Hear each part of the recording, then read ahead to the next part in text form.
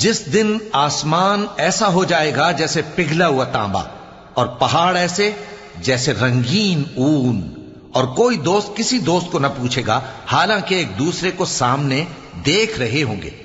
اس روز گناہگار چاہے گا کہ کسی طرح اس دن کے عذاب کے بدلے میں سب کچھ دے دے، یعنی اپنے بیٹے اور اپنی بیوی اور اپنے بھائی اور اپنا خاندان جس میں وہ رہتا تھا، اور جتنے آدمی زمین پر ہیں غرض سب کو دے ڈالے، پھر اپنے آپ کو عذاب سے چھڑا لے۔